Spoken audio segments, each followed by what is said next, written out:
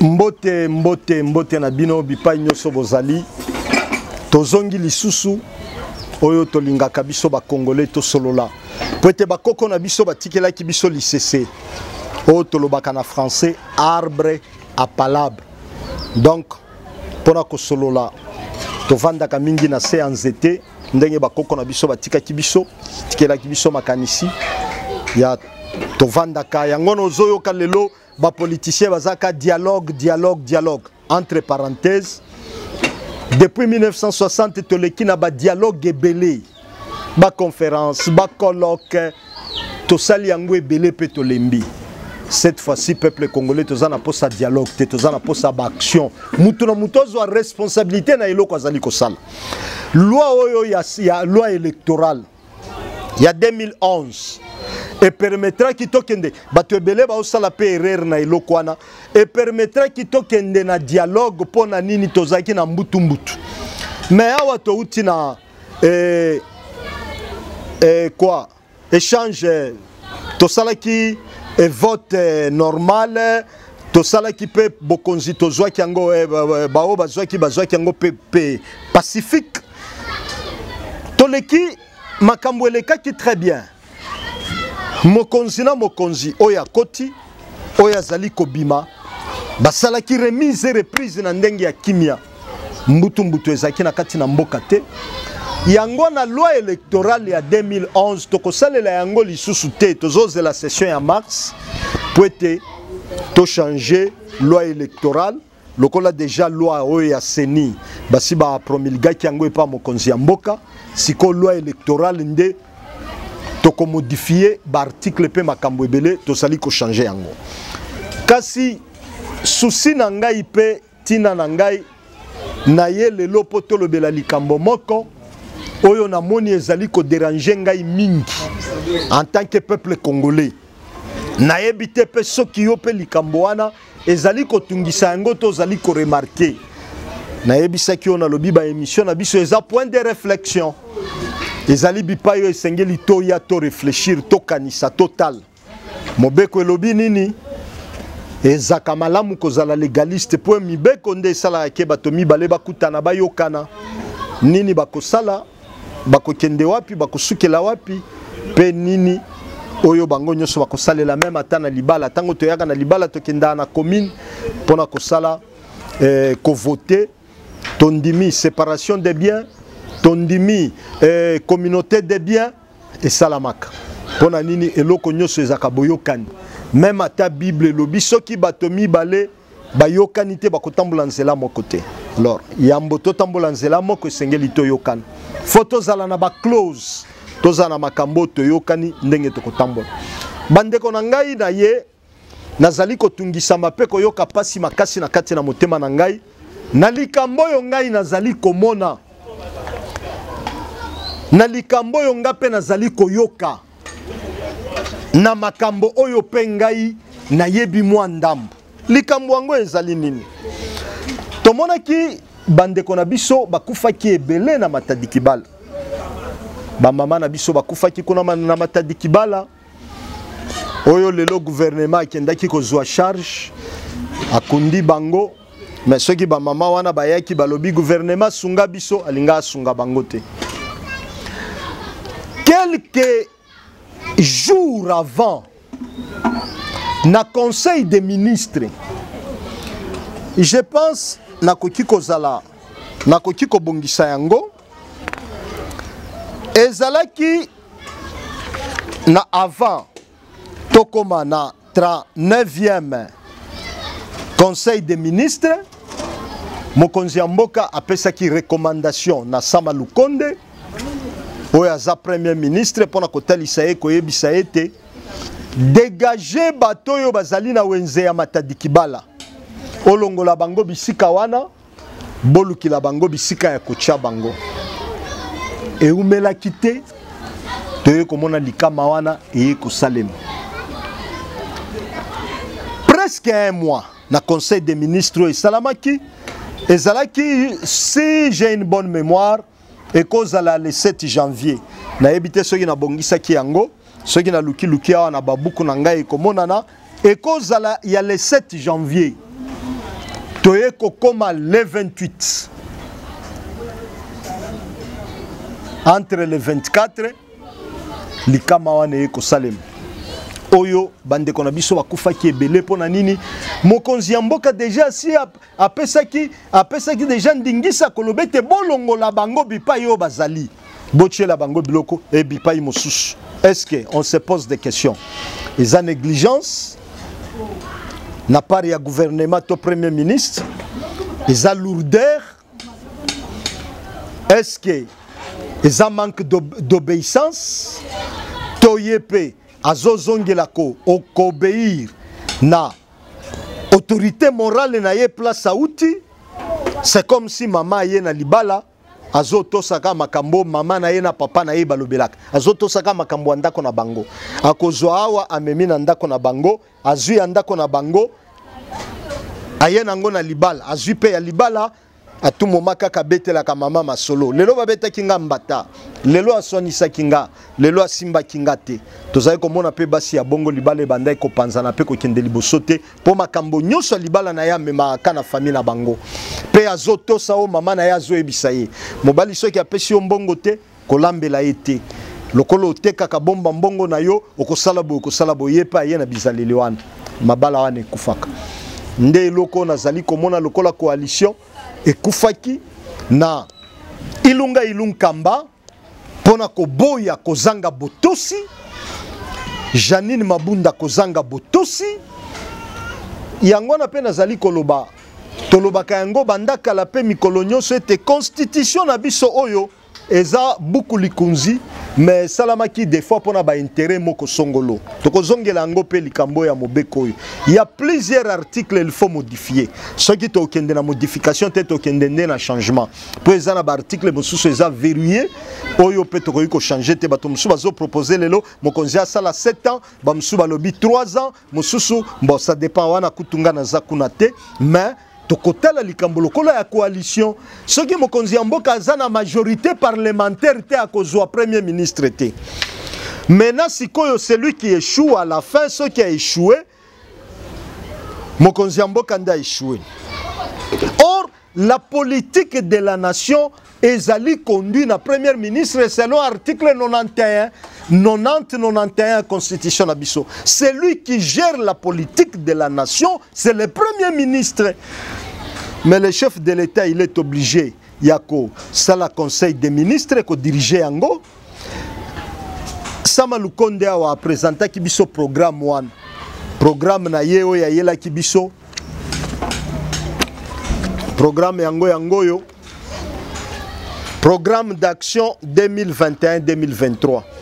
Oyo Sama Lukonda yela kibiso na mois d'avril ezaki lundi le 12 avril na Assemblée nationale ponako depuis abandaki bokonzi ayaki ko présenter gouvernement na programme na ye oyo yela kibiso 15 piliers 62 axes 343 actions. Na mituna ki mituna na lobi makambo ya zwaki oyo ya lobaki na assemblée bachaka ye yango na munoko batindaka ye na makasi basimbelaka ye soki likambo nini pona kokende loba boye malgré ilungkamba pe asalaki puisque quand le premier ministre vient akoyande ko travailler na vision en chef de l'État ya mokonzi ya mboka. Mokonzi ya mboka koyebisa ye boye talanga na lingi boye après ya ke na développement. Par exemple, ayambo tokoma na likambo na biso tozo le kanano na explication muke. Par exemple, tala na conclusion ya programme oyo. Na conclusion balobi nini? Mokonzi ya mboka lobi Tokende totanga rapidement, potango na biso ezali muke. Le 30 décembre 2018, le peuple congolais a placé sa confiance en ma personne, en m'élissant à la tête de notre pays, tout au long de ma campagne électorale, et particulièrement le jour de ma prestation de serment en qualité de président de la République. Benga Kaye, président de la République et chef de l'État. Des choses différentes. Il a cessé de me rappeler Oyazoloba, il n'a cessé de me rappeler les peuple. Oh babanda qui ko crier Félix Kobo Sanate, papa Alobaki, le peuple est d'abord. Donc oyewana pour le peuple d'abord. Avantage et l'on a eu liboso là liolamuki kanisa peuple. Kobo Sanaka peuple te. Félix Kobo Sanate, tata Alobaki, le peuple est d'abord. Alors Alobi boy, il n'a cessé de me rappeler cette idée force de mon parti qui est en même temps ma vision du Congo. Ah, Félix Alobi totuna kake vision mokonzi mboka eza nini? Peuple ayeba kangote. Kabila yaki kosala 5 chantiers. Siko Félix yaye eza nini? Tokolobela ngo pe mikolo ekoya tokomona pe awa tozana ba vision na ye ba axe nyonso apesa ki pe ezali wana tokolobela ngo pe mikolo ekoya. Mais siko mokonzi mboka lobi en même temps ma vision du Congo, à savoir les peuples d'abord. Cela signifie que l'ensemble de mes actions en tant que président de la République devrait sans aucun repli sur soi viser d'abord l'intérêt du peuple congolais, d'où l'engagement solennel que j'ai pris devant ce peuple de les sortir de la situation intolérable dans laquelle il s'est trouvé, en particulier de sa pauvreté extrême, en dépit de ses richesses. Congolais azamozui, mais kasi, abika kana $1 par jour. Parce que l'objectif na ye, na vision na ye, asangisi yangona ya parti politique na ye, ya koloba, c'est le peuple d'abord. Mais tango bozali kotambola na ba palissade, oye zali ko coûter ba millions de dollars. Gouvernement, bazozwa misolo ebele, ba ministre, ba député kutu na budget o ba matiseli bango mbongo. Peuple wana, oyo baza ba militaire, ba enseignant, bo bakiseli bango combien? Soyi bo bakiseli enseignant 100 000 francs, boko ganga na ba média nyoso ti ba média étranger koyeba. Mais soki bo bakiseli ministre boloba kate. Alors, ba ministre ba otambola na palissade, bisonde to votaki bango. Yangwana tozali kotuna député national.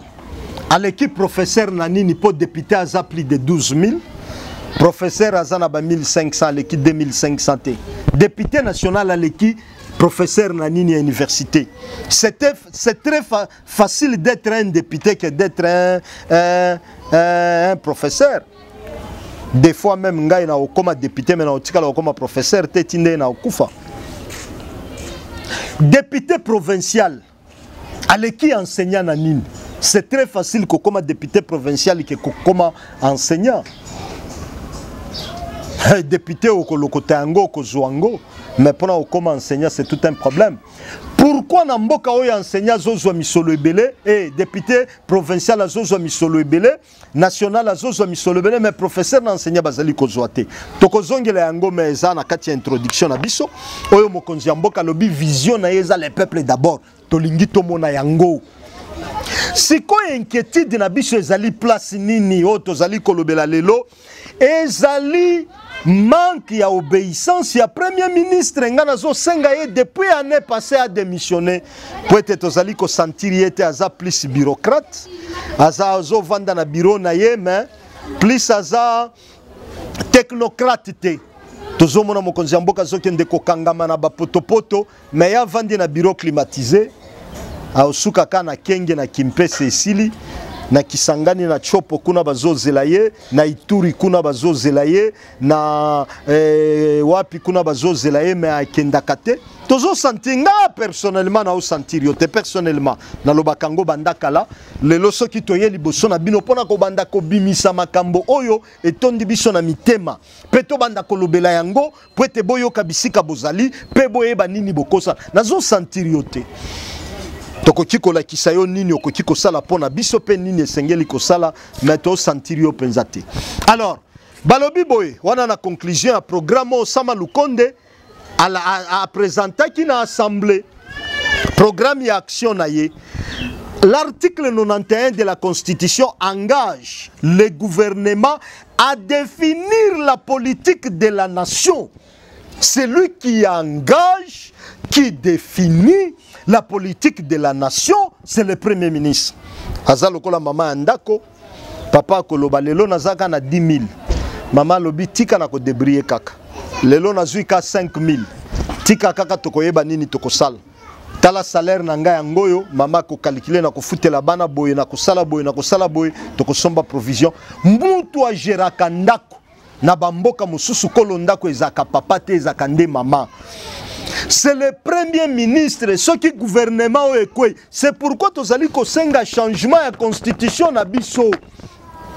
Le président de la République, qu'il reste seulement le président de la République, mais le chef de l'État, le chef du gouvernement, soit tu renverser ma camp. L'article 91 de la Constitution engage le gouvernement à définir la politique de la nation en concertation avec le président de la République.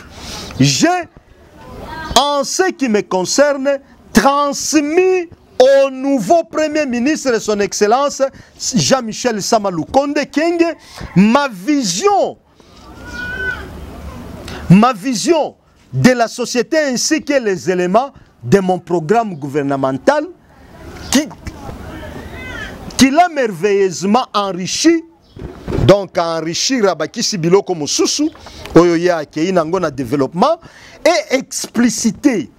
Ils y sont devenus programme du gouvernement de l'Union sacrée de la nation et qu'il est appelé à conduire sous le contrôle politique du Parlement conformément au même article 91 de la Constitution.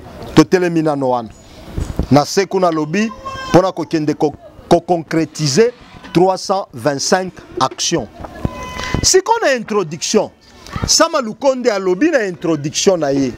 A lobby du 30 décembre 2018, la République démocratique du Congo a organisé à son 3e cycle électoral, après la promulgation de la Constitution du 18 février 2006, à la suite de l'alternance démocratique, intervenue dès lors, marquée notamment par la passation pacifique du pouvoir, le 24 janvier 2018, entre le président de la République sortant, son Excellence Joseph Kabila, Kabange, et le président de la République entrant, son Excellence Félix Antoine Tshisekedi Tshilombo, le gouvernement mis en place en vertu de l'accord FCC Cash, dirigé par le Premier ministre, son Excellence Sylvestre Samalou Enani Ilunga Ilunkamba, a élaboré et partiellement exécuté dans les 2 premières années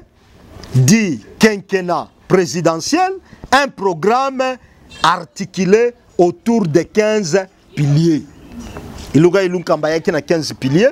Sama Lukonde pe a 15 piliers wana ameki ko aménager ango, repris en 4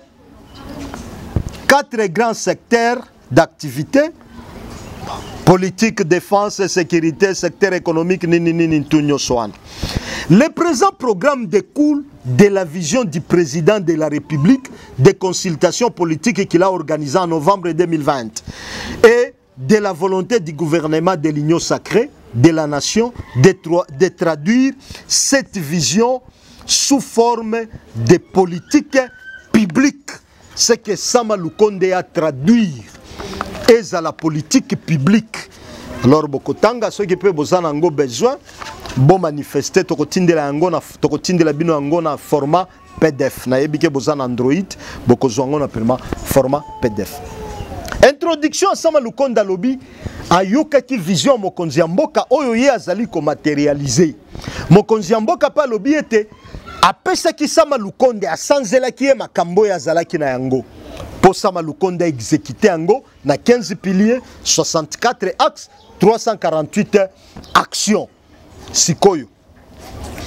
Le 7 janvier, mokonzi alobi, Longola Wenzewan. Et ça, les 30 jours, 25 ou 30 jours, Likam et Salami Bissikawan. Après, Boyeko comme à 39e réunion des ministres, Oyo, Bopesaki, Bapoint, Oyo, et Zalaki à l'ordre du jour, Mokonzi Mboka aye koloba boye. Alobi, il a dit entendre les résultats des études de faisabilité pour la délocalisation et la construction d'un nouveau marché moderne.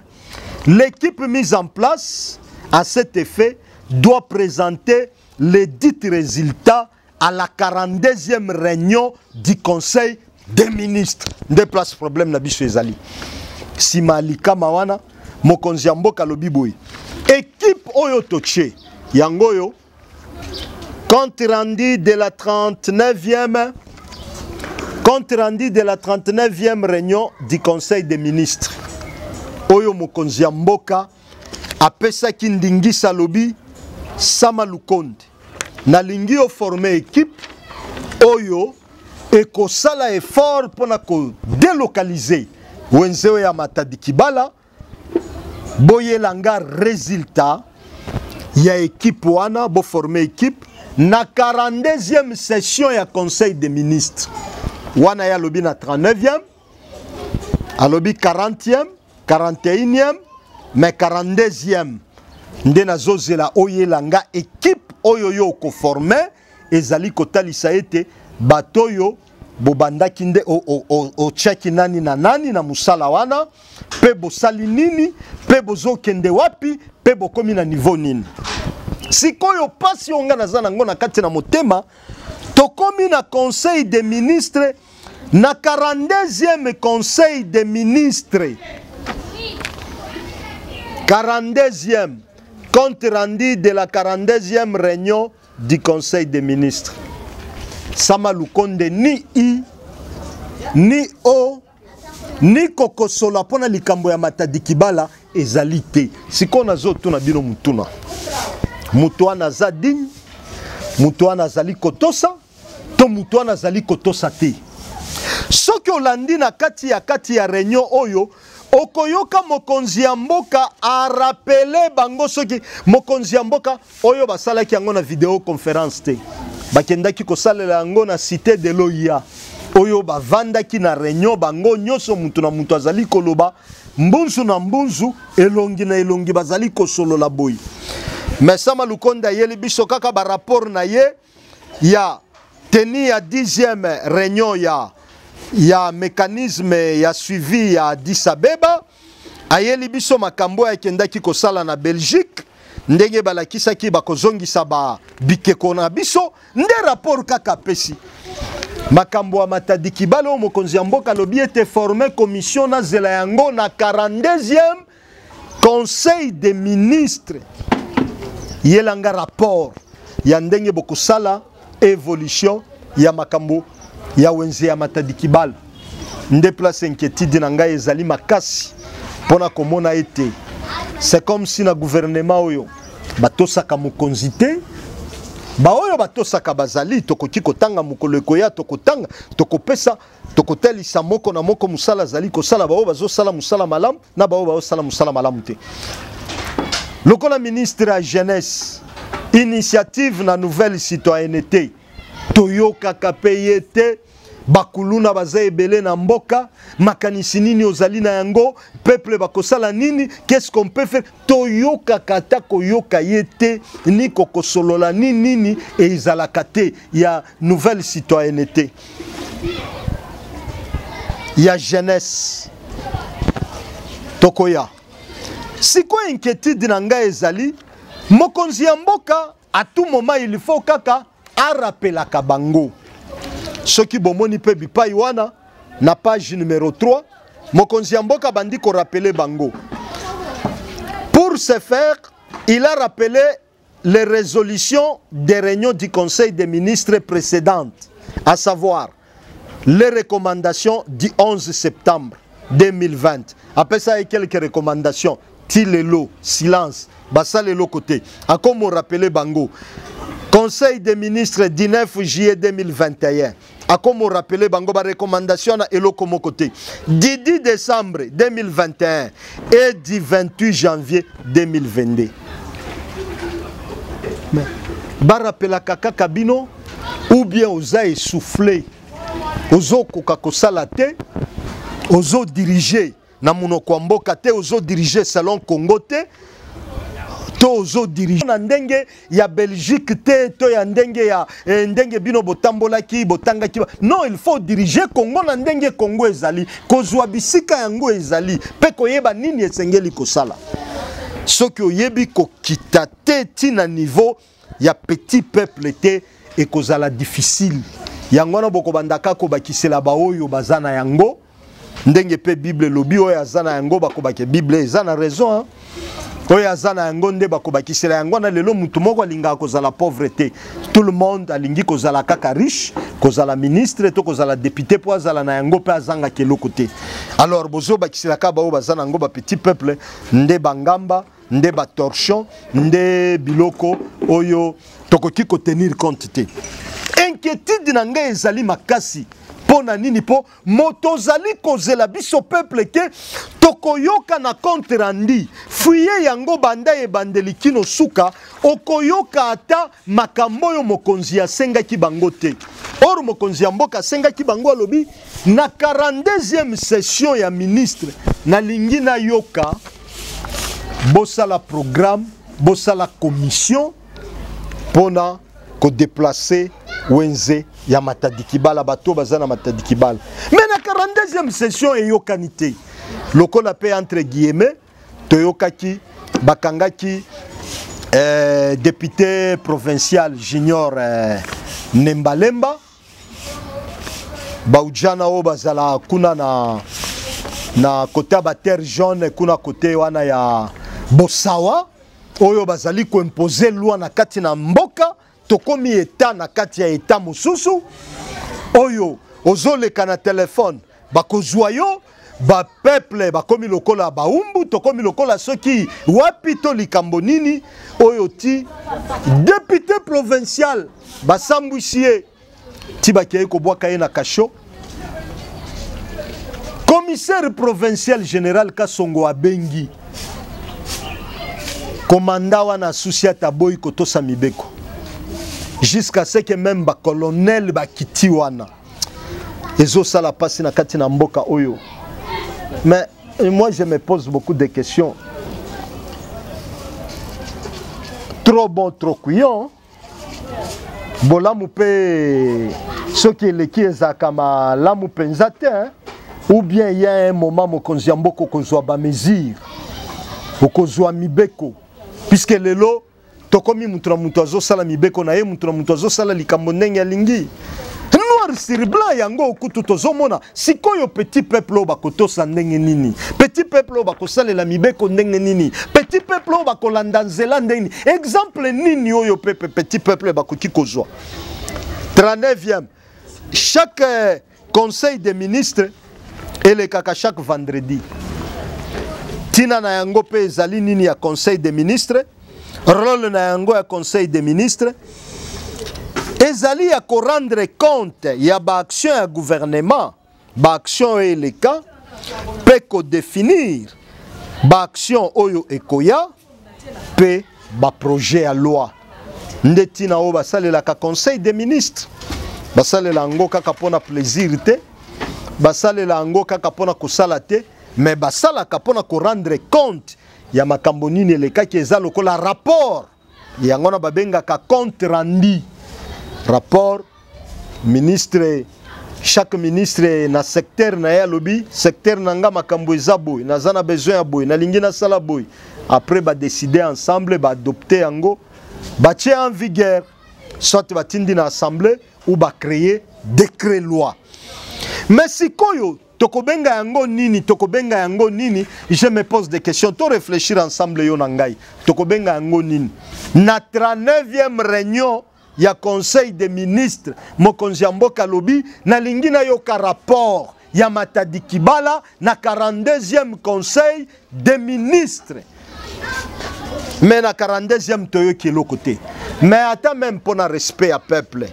même ata soki opesa ki rapport na mokonzi ya mboka lobi non mokonzi ya mboka eloko senga kingai eza mwa pasi muke na kokite tala tosali boy wana opesa ki rapport des fois par écrit des fois verbal opesa ki na mokonzi ya mboka entre guillemets to ebité o pesa ki oloba kité mais sikoyo biso petit peuple oyo to liso na biso ezalaka na makambo nyonso ezoleka wana o bino bosalaka tozali kotanga na kokoma na mosusu pe mbeba ya ba membre ya gouvernement bandi kaka wana te eza musika na kotangela bino ba point ebele oyo baloba ti lelo ekenda kaka bongo na mai etikala kandengo sikoyo même ata soki okomaki rapport par écrit otindi na kabina mokonzi ya mboka olobi likambo sengaki biso ya Matadi Kibala tala tozana niveau boye tozwi bato boye tosali boye tokomi boye par écrit mais il fallait koya kolobela yango na conseil des ministres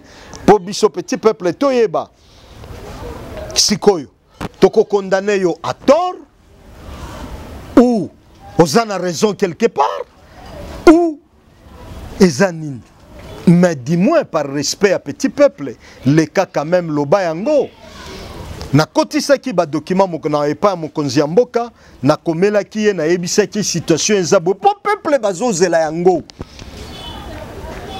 botalisa biso te bozangi botosi ndenge toyebike bino botosaka te yango na pe omoni peuple mutra mutosa chacun pour soi Dieu pour tous mboke koma bongo te toza na jungle te toza na état toza na mboka oyo ezokambama na mutu oyo biso nyonso tolingi alima tolingi mboke tambola sino soki bongo tosali bongo te kotambola te po tozomona botosi bozangi botosi na bino ezali presque partout yangwana inquiétude na ngai ya makasi ezali nazali ko s'adresser na premier ministre Sama Lukonde vraiment ndeko na ngai mokonzi na ngai ou papa na ngai po yo zali ko kamba ngai ko kamba biso essayer un peu ko respecter petit peuple oyo kotalisa biso ke makambo ezaki boy mais ko lele kaka bongo te silence te et puis na lobi yango pona nini na lobi pamba te po déjà na yebi ezali ebele tondi ebele kaka na bokonzi oyo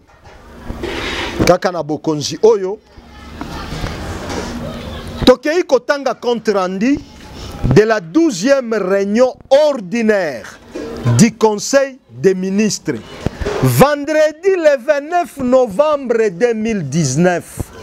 Vendredi le 29 novembre 2019. À l'époque, Jolino Makelele nde azalaki ministre de la communication et médias, porte-parole à gouvernement. Siko yoka makambo ezali na kati. Yoka makambo ezali na kati. Toko yoka yango. Ndenge tozali komona botosi ezali kozanga bino ba membre ya gouvernement bino ba oyo bozali ko matérialiser vision ya mokonzi ya mboka o pe bino bozali ko permettre que muto oyo azali ko kamba mboka a réussir bino nde boko faire ye échouer na ndako soki mama aza mabe ndako wana ekobonga te ndenge Bible ezali koloba celui qui trouve une femme trouve le bonheur. La femme sage bâtit sa maison. C'est le premier ministre, c'est celui qui dirige la politique de la nation. Chaque jour, nous allons diriger la politique de la nation. Yoka. Na conseil des ministres, à l'époque, il y a gouvernement Elunga. Tozali koloba. Na conseil des ministres, il y a vendredi le 29 novembre 2019. Oyo makambo eza grave oyo pongai nyoso na zana ngo ba conseil des ministres nyoso na bombaka eza na kati ya ndako pe na landelaka moko yoka likambo esalamaki na page nango numéro 3 page 3 balobi boy situation relative aux dernières pluies diluviennes dans la ville. Abordant les points relatifs aux dernières pluies diluviennes qui ont causé la mort de 41 personnes et beaucoup de dégâts matériels dans la ville de Kinshasa. Le président de la République a déploré cette situation tout en instruisant le vice-premier ministre, ministre de l'Intérieur, Sécurité, Affaires coutumières, de prendre toutes les dispositions pour la prise en charge des obsèques des victimes et les secours à donner aux sinistrés. Nazo sauté rapidement. En tout état de cause de tous les rapports qu'il a reçus, il a constaté que les constructions anarchiques demeurent la première cause des drames. Les constructions anarchiques demeurent la première cause des drames. À partir de ce constat, le président de la République a décrété la tolérance zéro en ce qui concerne les constructions anarchiques et c'est dans le but de mettre la population en sécurité. Jusque-là, bozangi botosi, bozangi kosala makambo mokonzi ya mboka zali kosenga, peuple bazo kufa kaka. Tomoni ba mususu bauti kozika na balinière, oyo etondisaki ba essence kuna na maluku, baziki, ba accident boni e salami, bato boni bazo kufa na circulation na nzela na lolenge nyos. Po bozo sala musala na bino malamu te. Oyo bozo faire échouer mokonzi ya mboka po biso topesa kiye. Cour constitutionnelle ndima kiye. Azawana toboya te. Azawana 5 ans. Ceux qui a sali malamu bako reconduire yo, ceux qui a sali malamu bako reconduire te. Mais azawana. Alors, siko likambo nini esalamaki yoka na page 11. Ministre d'État, ministre de l'urbanisme, complété par le ministre des Affaires foncières. Il s'agit d'une communication du ministre d'État, ministre de l'urbanisme, relative aux conséquences des constructions et occupations anarchiques en RDC, en général, et dans la ville de Kinshasa en particulier. Après avoir relevé que les inondations observées ces derniers temps à la suite des pluies diluviennes sont en grande partie dues à des constructions anarchiques et à la mégestion des lits, des rivières, le ministre a proposé, yoka proposition ministre a proposé, comme solution au moyen terme, l'organisation prochaine des forums urbains nationaux, en vue de mettre en place des schémas directeurs d'aménagement des villes dont les travaux préparatoires ont déjà eu lieu en août 2019. Auparavant, une série de mesures urgentes ont été préconisées allant de la démolition des constructions anarchiques à la construction des murs de soutènement. Intervenant dans le même registre, le ministre des Affaires foncières a parlé du banditisme foncier. Babenga Kango banditisme foncier à l'époque, qui serait l'une des causes de construction des sites non. Tokende rapidement, de même que le comportement verré.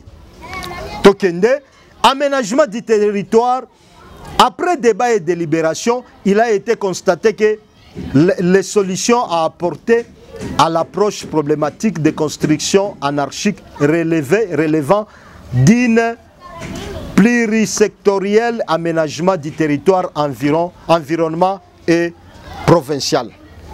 Sikoyo depuis wana, oyo balobaki ke banditisme foncier ndenge bato ba construction anarchique oyo salamaki ke ti lelo na matadiki bala bato batongaki na se ya bamprise to na se ya bipayo bapekisi lokola basinga ya courant pembeni ya mai pembeni ya cimetière ezalaka na mobeko na yango mobeko oyo ya mboka na biso loi yango yangwana ministère des Affaires foncières et ministère des Travaux publics, aménagement du territoire, urbanisme et habitat. Arrêté interministériel numéro 0021 du 29 octobre 1993 portant application des réglementations sur les servitudes. Les servitudes des Ali Bisikaba, Singa Courant et Leki, Pembeni ya Mai, Ezali Bipa et Pembeni ya Cimetière, Bipa yo Balobi, Ezali ba emprise to ba servitude okoki kotongate. Qu'est-ce qu'il faut faire? Faut ko kende. Ceux qui na se ya basinga ya courant kende 25 mètres à gauche, 25 mètres à droite. Bipai mosusu sengaka 50 mètres. Sikoyo kandenge loi wana elobi et puis banani pe bazwaki mobeko pona kobuka bandako nyoso to biloko nyoso batongi sous servitude to sous emprise. Article 4 bazwaki mobeko le ministre des Travaux publics, le ministre des Affaires foncières, aménagement du territoire, urbanisme et habitat. Depuis 1993, le 29 octobre 1993, Tilelo Bandako, Yangwana Bomoni cause, ya ba érosion, ba inondation, Bobo Benga Kiango, banditisme urbain. Mais kasi souci na biso peuple, ezali akomona ke makambo bolobaka, bozali kotosa yango te. Makambo bozali kosala donc na conseil des ministres na bokenda obeta masolo, bozui ba prime, bozui mwa eloko esengeli bozwa, ba mwa privali ezalaka mwa eloko moko ya transport ya carburant tana yo, bosepeli kaka, ale bozongi, makambo wana ekoti boyebimi koto eleki esili pe esukeli wana. Puisque biso peuple tozo constater désobéissance, manque pe ya koto, kozanga kotosa, kosale la makambo bino moko bozali koloba. Sikoyo, biso petit peuple, ceux qui boye kokome pa na biso, na buki mobeko na boye kotosa, wana ndebo kokanganga singa, babwaki nga na jipa la police, bakeye kotika nga na makala, bana nanga na famille nanga e souffrir, na kei kopola pe na kufeli na makala kuna. Mais bino moko, nde il fallait boza l'exemple. Kasi, tokozonga lisusu mikolo ekoya, po ete makambo akolobe ezali ebele, tozali kolanda. Na pesi yo devoir pe na sengi yo na yo nangai, tolanda point par point makambo ezali koleka na conseil des ministres chaque vendredi. Total makambo wana bazali koloba soki bazali kosalela ngo, to bazali kosala ngo te, bazali kotosa to bazali kotosa te, puisque tomoni preuve à l'appui. Na mois de janvier mokonzi ya mboka lobi bo déplacer wenze wana matadikibala koma ki lokola prophète. Na fin du mois bato bakufi bisika wana, après kino lelo mokonzi ya mboka lobi toza na 39e réunion, na 42e réunion, na lingina zwa résultat. Et puis mokonzi ya mboka mukolo wana to emataki mwa muke. Tokotangela bino mikolo ekoya, tokoyoka koma mwa to emataki alobaki. Mais sikoyo malgré to emataki, eza lokola papa agangi na kati ya ndako, mutu akoyoka zate, bazoloba na kati ya mitema, vie shérif, vie Django, wana mbwa kopal, ata lobimbo, yenda lobimbo, biso to sala na biso ndenge tomoni, eza kobosa na to eza nini, nazoto na no mituna, nazoto na pe bandeko bazali kolanda ngai, to mituna nano yo na ngai, eske eza kobosa na, eza kozanga botosi, to leka kato rapela kabino, oye kosala malamu te pona bino, bolingi kato rapela kabino. Ou bien total isabino qui na peuple pe ba na capacité à diriger comme vous. Merci beaucoup. Kobosa na te ko like na ba vidéo na biso, o s'abonner, pose à tout moment makambo nyoso tozali koloba pe ko partager pona bolamu ya mboka na biso. Na tondi bino botondi mingi bipai bozali na pesi bino mbote na bipai nyoso bozali kolanda mekasi tozala elongo poto tonga mboka na biso matondi mingi.